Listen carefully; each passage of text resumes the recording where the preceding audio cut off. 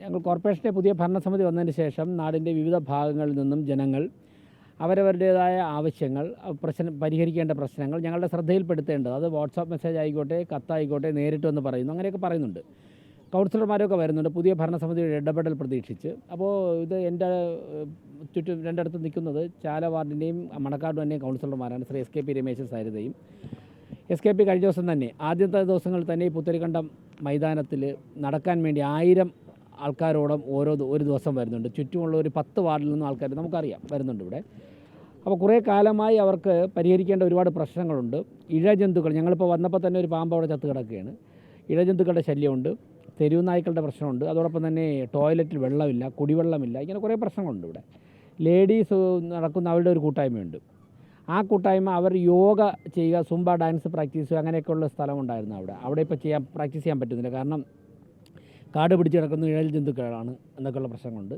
ഇതൊക്കെ ഇന്ന് അവർ സാധാരണ നടക്കാൻ വരുന്ന 5 മണി മുതലൊക്കെ 4:30-5 മണി മുതലാണ്. അപ്പോൾ രാവിലെ 6 മണിക്ക് തന്നെ അവരോടൊപ്പം വന്നു, ഇവിടെ എല്ലാം നടന്നു കണ്ടു, അവരൊരു മെമ്മോറാണ്ടം തന്നു. ഇവിടെ ഉദ്യോഗസ്ഥരുണ്ടായിരുന്നു, അവരോട് പ്രാഥമികമായിട്ട് സംസാരിച്ചിട്ടുണ്ട്. ചില കാര്യങ്ങൾ ഇവിടെ വെച്ച് തന്നെ സെക്രട്ടറിയെ വിളിച്ച് ശ്രദ്ധയിൽപ്പെടുത്തിയിട്ടുണ്ട്.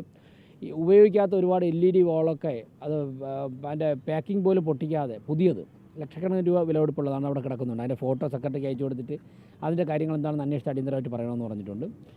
ഉപയോഗിക്കാതെ ഒരുപാട് ഇലക്ട്രിക് ഓട്ടോകൾ, ഹരിതകർമ്മ സേനയ്ക്കൊക്കെ ഉപയോഗിക്കാൻ പറ്റുന്ന ലക്ഷക്കണക്കിന് രൂപയുടെ ഓട്ടോകൾ അവിടെ വെറുതെ ഒതുക്കിയിട്ടിരിക്കുകയാണ്.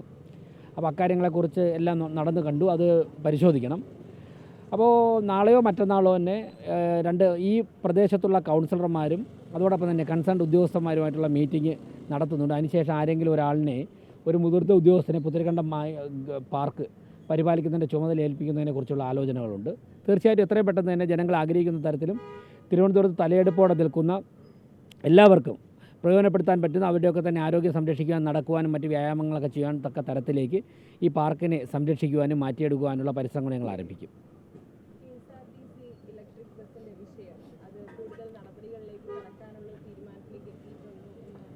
വരട്ടെ, ഞാൻ പറയേണ്ട കാര്യങ്ങൾ അന്ന് പറഞ്ഞു കഴിഞ്ഞു.